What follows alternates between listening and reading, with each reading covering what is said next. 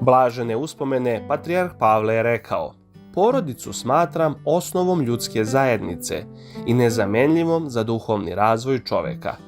U porodici se čuva vera predaka, drži se do osnovnih duhovnih vrednosti koje nas vode kroz život.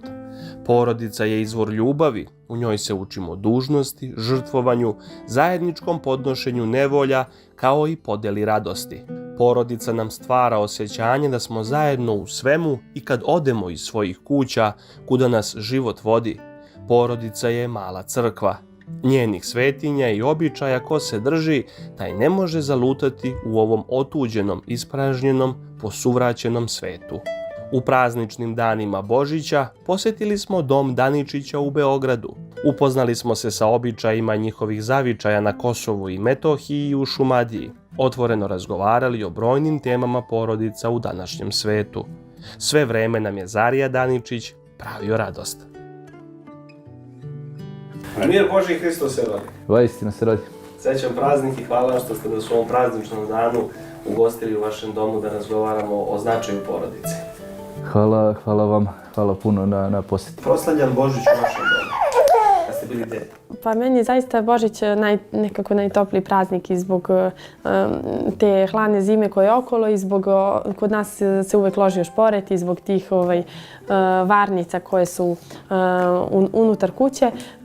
Ja sam iz Zubinog Potoka, to je na severnom delu Kosova i Metohije, to je odatle i tata, ali smo uvek bili tu sa babom i dedom za Božić.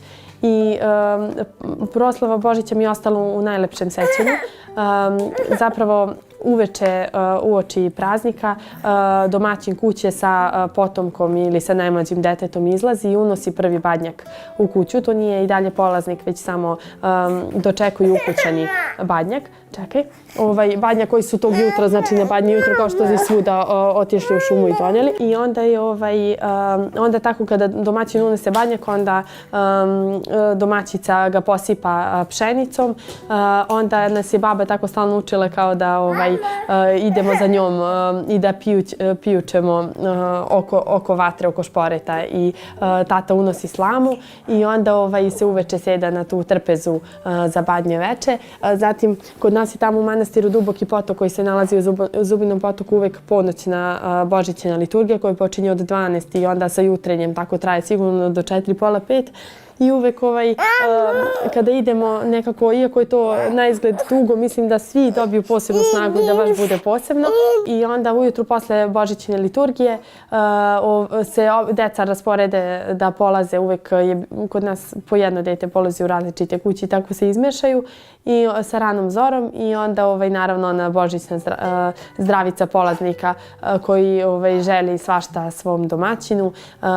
I tako, pošto moj tata ima 2 rođena brata, pa su sve 3 kuće u blizini, obično smo se međusobno tako mešali i za Božić naravno sve radosti koje to prate i obilazimo i životinje i imamo i porodični ručak i kod nas je uvek bilo da i ta 2 strica i mi i naravno ako dođeš neko od rođaka najužih i najbližih, na primjer tetke ako su dolazile sa decom, onda da u sve te 3 kuće odemo i podignemo kao slavu gde se Gospoda uz vino i onda uvek polaznik sedi u čelo stola, tu treba nešto da kaže, da on prelomi kolač i zalije vinom, večeramo i nekako bude posebna atmosfera. Kako u novoj sredini proslavljate Božić? Dalibor je sa Zarijom otišao i doneli su badnjak iz Košutnjačke šume, tu ima isto hrastova, tako da smo pokušali da izvedemo, doduše bez ovog šporeta na drva, ali da otprilike to liči onim starijim zajednicama.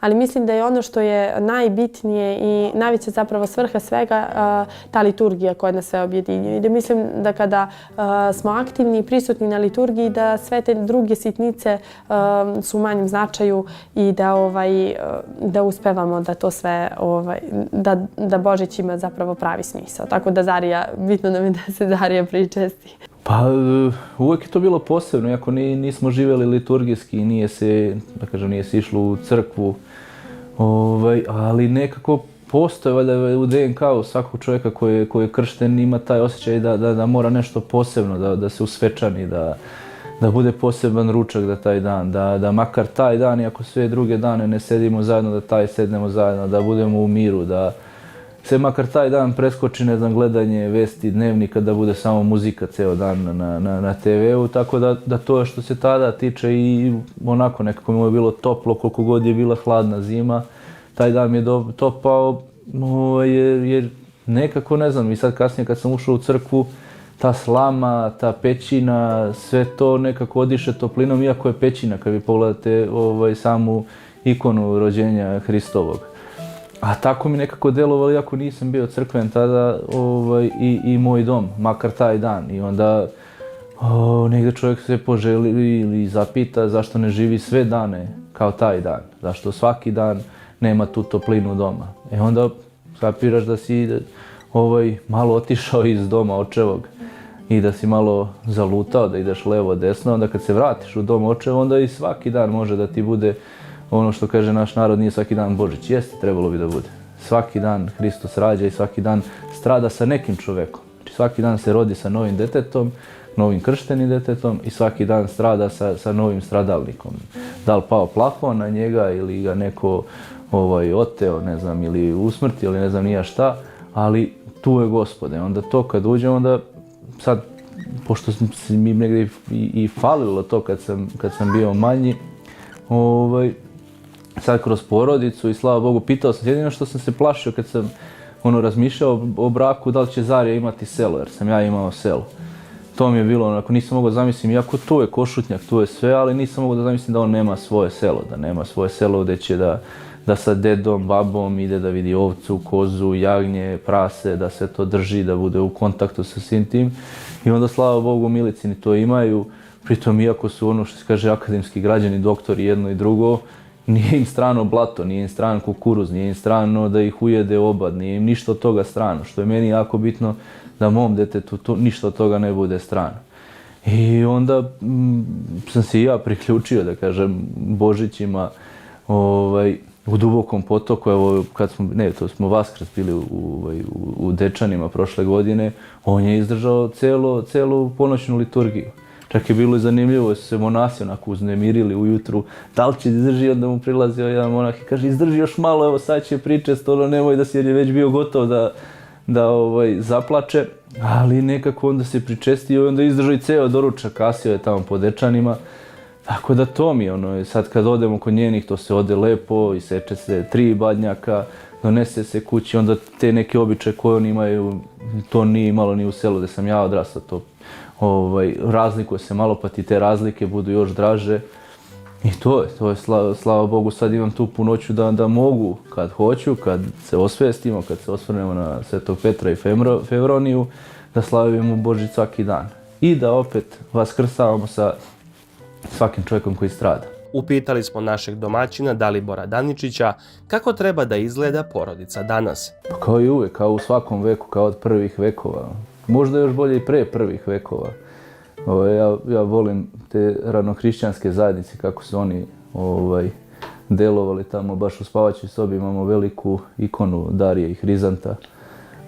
I mislim da tako treba da izgleda. Da budu spremni neprestano na žrtvu i da nikako ne budu spremni na kompromis. Mislim da je ovaj vek jedino po čemu se razlikuje jeste po mogućnosti da se kompromis napravi. I to je to. A ranije mislim da je bilo mnogo manje kompromisa, to je imao si jedan kompromis, da prodaš veru i da živiš kako živiš i to je to. Sa kakvim iskušenjima se sve danas susreće porodica? Pa evo, mi se trudimo koliko možemo da mi određujemo okolnosti koje nas okružuju, a da opet ne određuju one nas. Tako i sada što se tiče života, opet ja mislim da Zarija koliko toliko i živi, iako smo u Beogradu, živi kao da živi na selu, nekako smo blizu i šumi i koristimo dosta vremena da on provede napolju, da bude neprestano izložen i različitim bubicama iz šume i tako, zato je doduše tata trenutno više zaslužan, ali nekako oboje to volimo.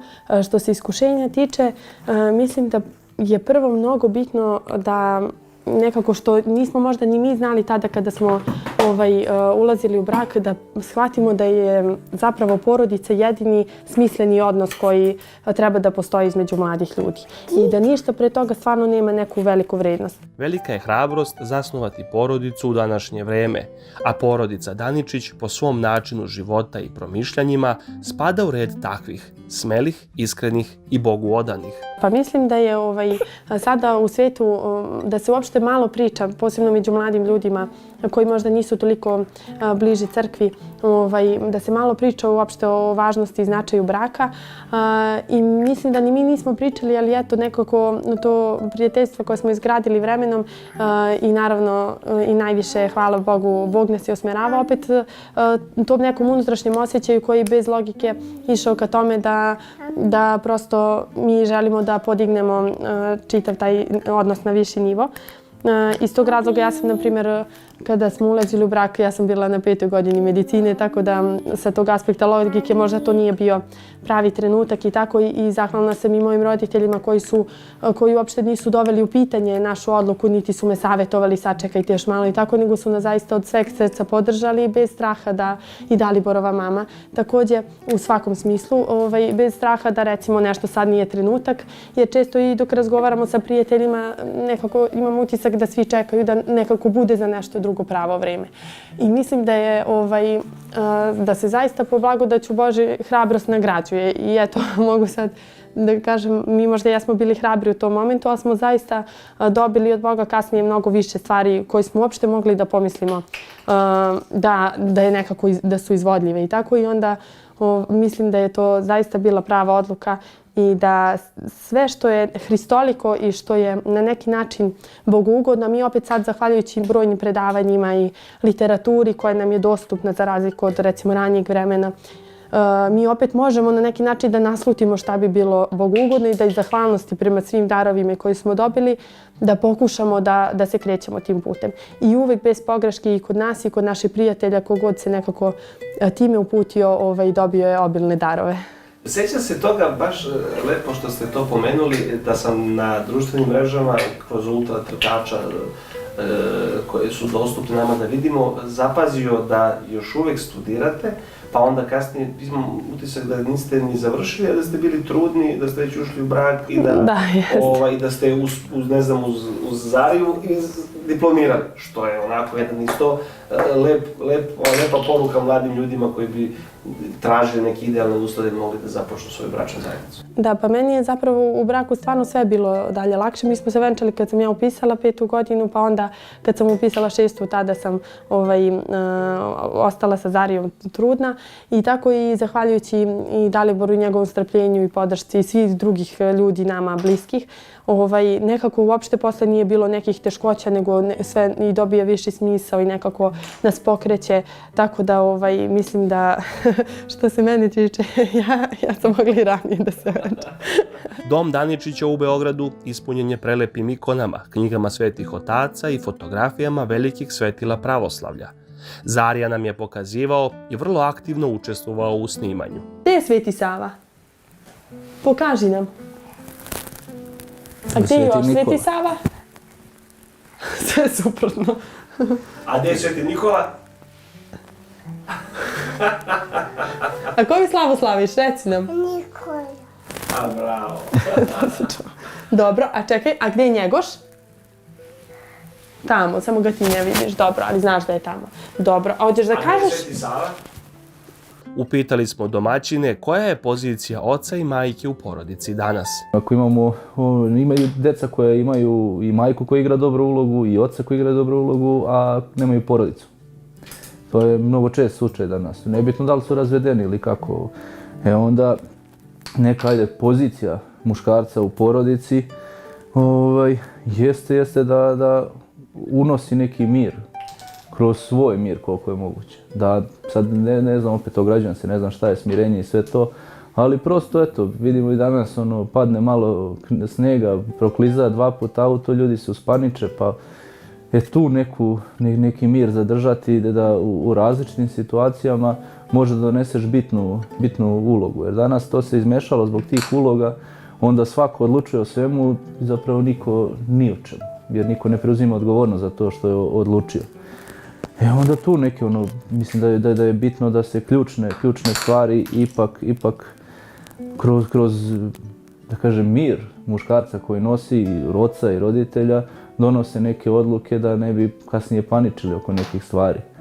Jer to je mislim da je opet, ako se vratimo na te ponude koje se danas nude i prihvataju, pa to ti je normalno, pa to ti je posao, pa svi tako, to je ono što mene plaši i onda taj strah treba da negdje pokriješ nekom zemljom kao uzemljenjem da bi čvrsto gledao ka nebu. Jer to lako se sklizne u sve te neke stvari. Jer kao imam dete, pa njemu treba ovo, pa njemu treba ono, pa kako do njenog prvog posla, pa hop i mi proklizali smo skroz u kanal. A možemo pomalo se ljuljamo na ovoj poledici, ali ako proklizamo kanal, onda džaba i prijatelji i ovo i ono, možda iz nekih kanala se ne vadimo više. Dao Bog, nijedno koje se ovdje rodilo, da kažem, taj period posle Drugog svjetskog rata ili posle Balkanskih ratova i sve to, ljudi su odrasli na kori drveta, kuvali su koru drveta, jeli su običan skrob pa se odraslo. Znači ne treba mu ništa osim ljubavi. I te neke naše pretpostavke, eto Milica je malo promenula te bubice i sve to, ja ga vodim u šumu na sve jedno te isto mesto, zato što pretpostavka, ne da imam nešto protiv igraonica, igrališta različitih, ali to je opet pretpostavka odraslog čoveka šta bi nekom detetu trebalo da bude zanimljivo. Njemu je svet zanimljiv takav kakav jeste. Zanimljiva mu je ista buba, isto drvo, svaki put na različiti način. I jasno kaže šta hoće, sad kaže doji i to je to. Koja je pozicija majke u porodici danas? Pa, ne znam, mislim da odgovor na to pitanje možda isto proističe iz ovog poimanja uopšte zajedničkog odnosa supružnika u braku i onda kada zaista jedno i drugo osjećaju ovo drugo kao dodatni, da kažem, i dar i dopunu, ali nikako zato što im je nešto prethodno falilo, nego samo zato što nama svima, da bismo se kretali tamo gdje je svima nama cilj, treba prvo drugi, a onda treba nam dodatno unapređenje i sebe u nekom odnosu, a dodatno darivanje, da kažem, te osobe. I mislim da je jako bitno da znamo da nam je druga osoba, što ja često zaboravim da ne ispadne sad, da nam je ta druga osoba zaista dar od Boga i nekako da u tom kontekstu mislim da nema konkretno pozicija, nego da mislim da ima neprestanog tog nadahnuća i nadopunjavanja u svakom trenutku i okolnosti, bez obzira da li govorili o nekoj banalnoj situaciji ili nekom višem smislu. Često na naš život utiču spoljni faktori, otežani životom u velikom gradu. Mnogi očekuju da dobiju matricu organizovanog i uređenog života. Međutim, uz Božju pomoć i ličnu hrabrost, stvari dođu na svoje mesto. Pa ne, mnogo je to opet odgovorno za to što si preuzeo. Ne možeš da studiraš poljoprivredu u Beogradu i da očekuješ da ćeš dobiti 2 hektara na Vračaru i da ćeš tu obrađivati, a da živiš u hramu Svetog Save. I onda ne treba da se ljutiš ako moraš da ideš do Zemun polja jer je tamo prva livada da to obrađuješ. Jer tebe niko nije da kažem, prosto zeznuo to, nego to si trebao da znaš. I onda kad već dođemo u stanja u kojima se zateknemo ili ovako, onda treba stvarno da blagodarimo Bogu što imamo mogućnost. Pa ne znam, ona je pomenula, ona nosi knjigu svaki dan sa sobom pa čita pa iskoristi to, šta ima veze, čitaj pa se smiri, pa možda kroz nekih 5 godina ćeš dobiti neku poziciju koja ti je bliže stanu. Ili ćeš, ne znam, nešto će se promeniti ili ćeš ti promeniti. Ali to sad kuknjava radi kuknjave. Ljudi se žale na Beograd samo iz prizme saobraćaja. Ja nemam taj problem zato što sam sve uredio, to jest i Bog mi je dopustio da uredim, da mi je sve na kilometar odavde. Ja sa saobraćajem nemam problem, Zarja nema problem sa saobraćajem.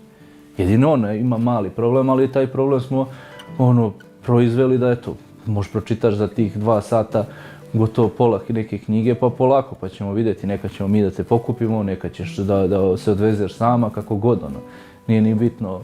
Sad, kao u ovom vremenu i ljudi kako žive, kažem opet, teško je, jer eto, ti si malo prepomenuo svog oca, pa dobio otkaz, što si nešto rekao, pa dobio otkaz. Dobio otkaz, slava Bogu, tu su njeni roditelji koji obrađuju zemlju, koji nisu zavisni od nekoga, pa će poslati da se pojede neko. nešto. Tako da onda ona neće imati pravo na izgovor. Ako kaže, pa ja moram da ćutim, on će dobiti otkaz. Ne, moraš da ćutiš, poslaće se hrana iz Zubinog potoka pa ćemo jesti to. I živet ćemo opet u radosti nekoj. Znači, bitno je samo da nam se ne uskrati liturgija. I kad nam se bude uskratila, da budemo spremni da položimo život za to. A sad ja ovdje u neke teme, mislim sve je jednostavno, znači nek bude dozvoljeno samo da idemo na liturgiju, da se molimo, da budemo tu jedni drugi. Mi imamo jako veliku zajednicu, vidiš koliko je mali ovaj stan, nama je bilo na slavi više od 30 ljudi, u jednom trenutku. Izbacuj sve skloni, donesi iz kafića stolice, donesi od drugara stolove, donesi ovo odavde, donesi... I hajde svako da prinese sebe na žrtvu i bit će jedan velika radost za sve ljude koji su tu uključeni.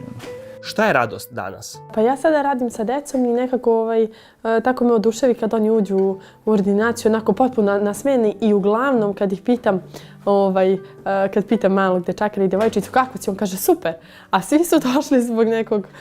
I tako da baš i ono s početka što smo pomenuli koliko je bitno da ne dozvolimo da te okolnosti određuju nas, koliko deca opet imaju kontinuitet u tom osjećaju svom, gdje sad ako su oni prehlađeni ili imaju temperaturu, to će primetiti njihov roditelj i to će ga naravno uznemiriti, opet postaknuti da se to dalje ispita, leči i tako, ali dete neće samo po sebi, uglavnom kod dece neće sad nešto meni reći danas mi je jako loše i tako, već posebno ta manja deca imaju to nešto suštinsko što ih uvek drži u istom. Ovo bi se nadovezala na prethodno pitanje, pošto ste pomenuli za tako praktične stvari. Naprimjer, od kad se Zarija rodio, mi zaista nismo ništa nešto menjali prema njemu, što mislim da je isto jako bitno i što je često, recimo, mladim parovima možda, ni mi to nismo znali unapred, ali nekako smo vidjeli da tako može u hodu. Nismo ništa menjali prema njemu, nije nam bilo bitno kad on treba baš da spava, kad on treba, ne znam, da jede, ali to ne znači da smo bili neodgovorni i da nismo poštovali, već prosto smo u hodu pokušavali da ispratimo sve neke stvari koje su se otvarale, koje su sve bile lepe i značajne za nas i opet su nas i nadahnjivale i bile nam, na primjer, sada, pošto je vrijeme, evo, raspusta i, da kažem, zimskih putovanja, često i odmora. I baš ne znam ko je skoro pitao kao gdje ćemo da idemo na zimovanje, ali nam je stvarno, hvala Bogu, toliko svaki vikend pun nekih događaja, dešavanja i najviše mislim šta nas radi u svemu tome jesu neki posebni susreti, kao i sa vama danas i sa nekim posebnim prijateljima ili nekim ljudima koje smo kroz delo i u delu poštujemo i koje smo na taj način prepoznali. Tako da zato mislim da je da ljudi i sa malom decom i u braku i tako ne treba da se, to je Dalibor ranije govorio da recimo ako su se mladi upoznali na nekoj lepoj stvari, a onda kako su, tad su opet bili samci, onda kako su se povezali pa su prestali prosto da prate te neke stvari koje su ih ranije vezivale zbog nekih novih obaveza, praktičnih, ovo što je pomenuo, ne znam, poslova i tako. I onda on kaže kao da se ne ogreše o stvari koje su im činile dobro. Mislim da je to isto jako bitno, da ne zaboravimo šta je to što je i par i supružnike od početka vezivalo i da samo to treba da nadopunjujemo, nikako da zapostavljamo. Pomenuli ste malo pre da se vodi računa o deci i tako dalje i prosto kako vi brinete o Zari, kako vodite računa šta mu dolazi u susret, s čim se igra, šta koristi. Ipak jeste on mali, ali ne koristi telefon, što je velika prednost. Što bi se reklo, ne smirujete ga telefonom, nego dajte mu priliku da se sam na neki način zaigra i da smiri se ako mu u suštini nešto ne odgovara. Ono što je Pa evo, on sad radi šta se njemu zapravo radi. Uzeo životinje, pa uzeo loptu. I ako hoće nešto, na primjer, pošto mi držimo telefone, okruženi smo telefonima, on od nas traži da pogleda trening, i ne znam, voli Iže Heruvim da sluša onaj video iz Dečana. I to je to, i to sedne, pogleda s nama i uvek iste opet. Šta je njemu zanimljivo? Njemu je zanimljivo jedan isti video 100 puta da ga gleda, i više od 100 puta. I na svaki će reći bata skače, bata padne, bata ustane, sklekovi, trči i ostalo, što je jako zanimljivo. Sad, ne znam, ajde na takvoj televiziji govorim da mogu da kažem, mislim da bi se usručavao na bilo kojoj drugoj televiziji, kažem da mi je najbitnije opet da se pričešćuje. On zna šta je Boga, kad vidi sve ove njegove bojanke, sličice, on kad otvori slanicu on ljubi, ako ga neko drži on tera i babu da ljubi, i mene da ljubi, mi ljubimo, sve knjige smo preljubili. I tačno ima osjećaj, na primjer bio je ovdje negdje Ohridski prolog i vidite, on i rasturi tako neki, ima svoj deo koji rastura knjige.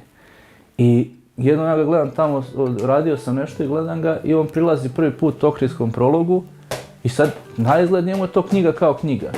I prilazi, poljubi i vrati se ovdje druge knjige da dira.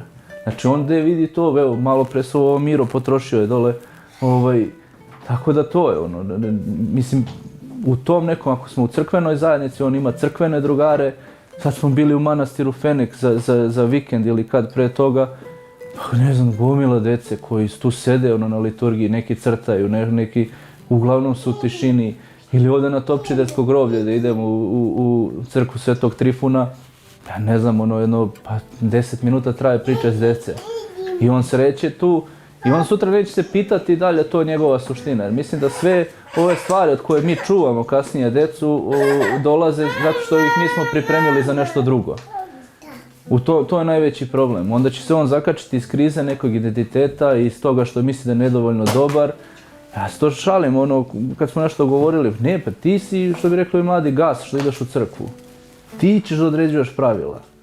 Ti si taj, sve drugo je smešno u poređenju s tobom. Možda je to sad, kad ja govorim, gordo, ali za njega nije gordo, zato što on mora da ima taj stepen. I ako se ne bude držao toga da je to bitno, da je on ispravniji, da je on faca, da on diktira, a ja kažemo i modu, samim tim što je u crkvi, što su njegovi drugari u crkvi, što zna da se ponaša i sve to i što zna da bude hrabar i što zna da, ne znam, ode u isposnicu Svetog Save pa da ponese ciglu ili nešto i da shvati da je to njegov.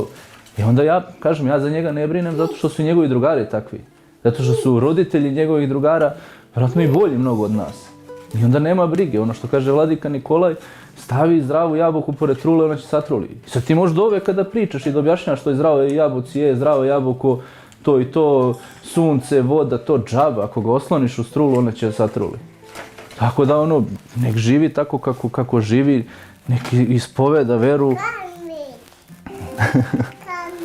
Slava Bogu, stvarno ja nešto stvarno ne brinem, volim da je u prirodi, volim, slava Bogu, eto imaju milicini dole imanje, ima tu koze, ovce, ne plaši se ničega, ne plaši se nijedno životinje da uhvati.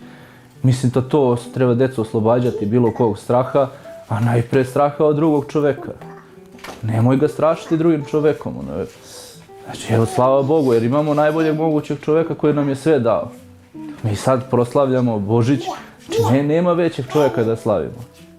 I onda kad si ti, kad je taj čovjek u tebi, kad je on, što kaže on, Boga, pa ko je Sveti Nikola, malo što je rekao, pa Nikola je Bogin drug, pa hoćeš ti da budeš drug Bogin i sve je jako jednostavno on.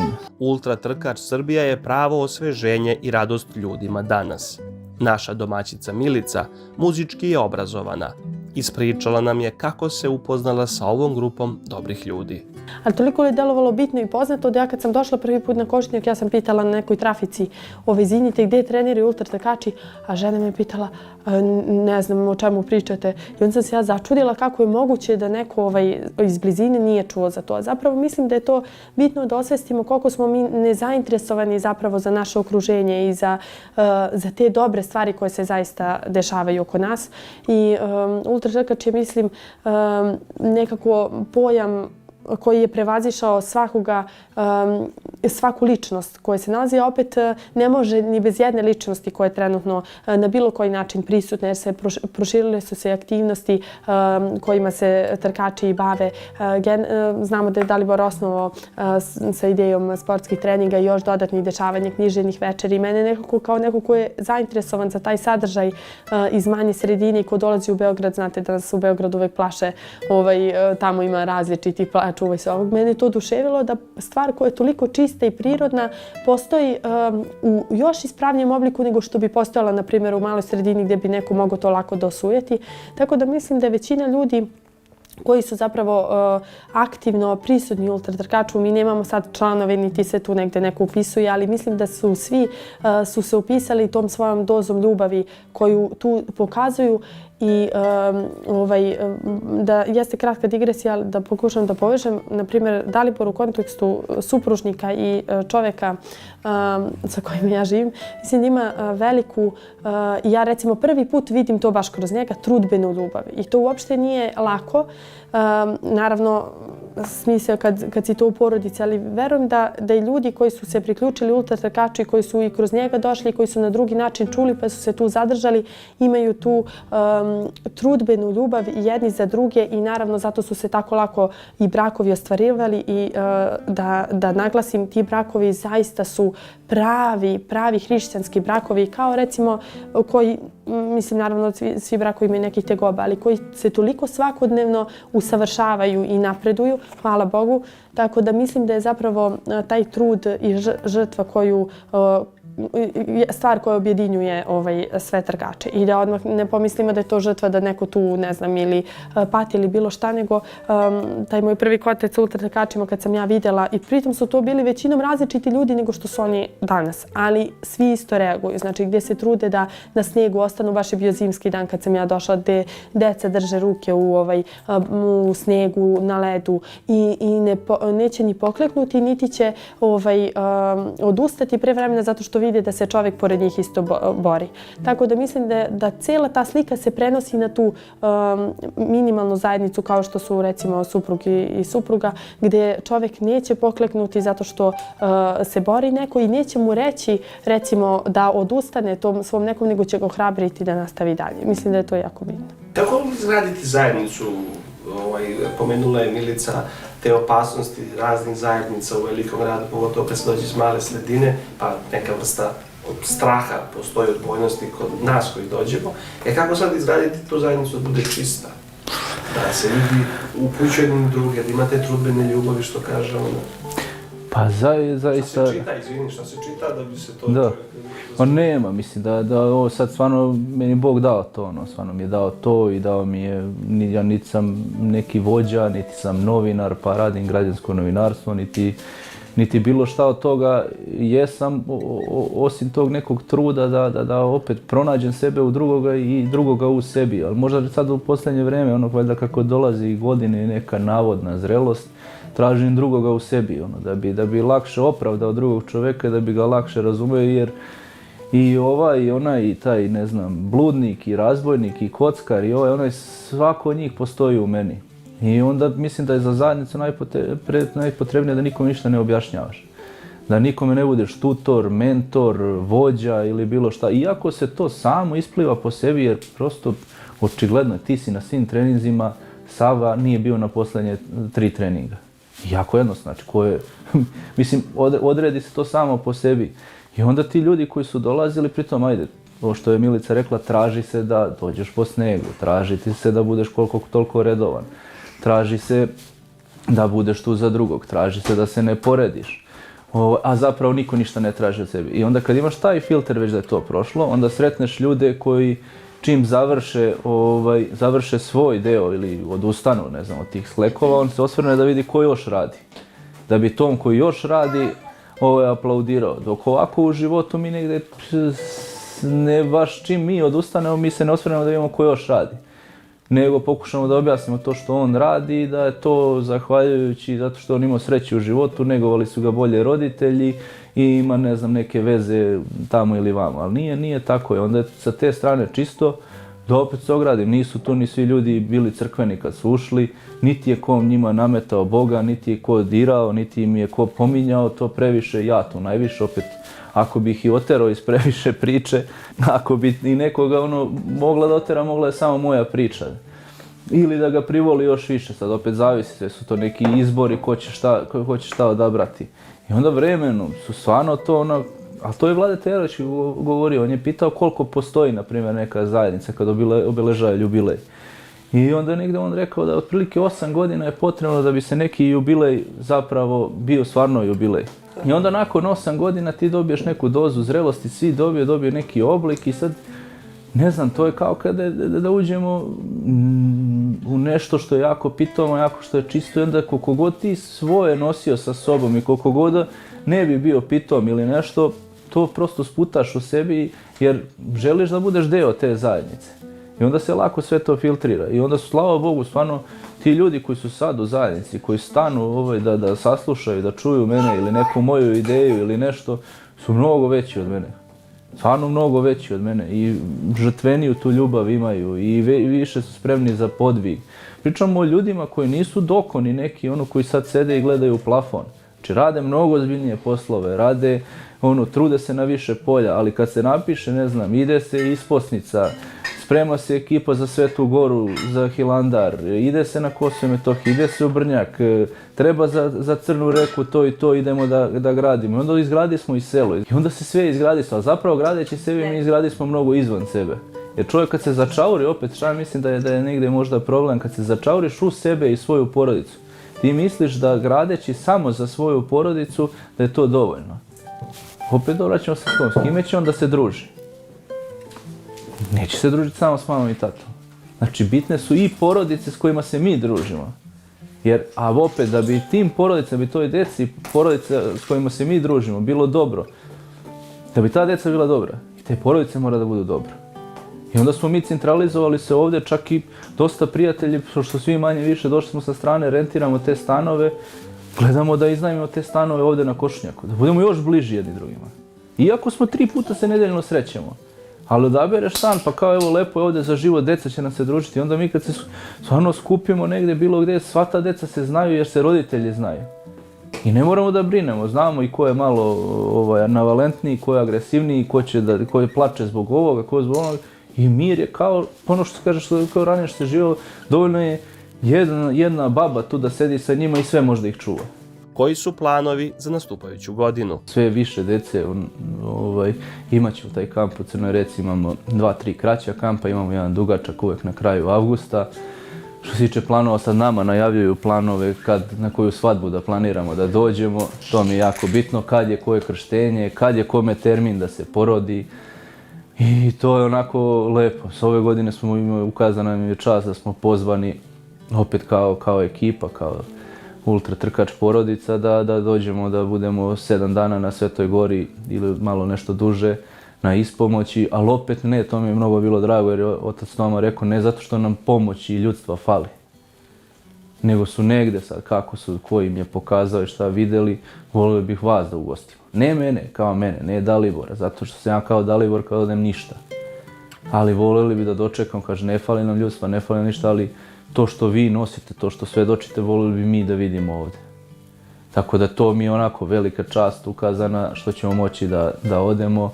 Tu smo, naravno, isposnice Svetog Save u Ovčar-Kablarskoj klisuri. Ne znam, Tumane, Slava, to ne može prođe Slava bez ultra trkača. Tu smo, gdje god je dobrih ljudi, tu smo i mi.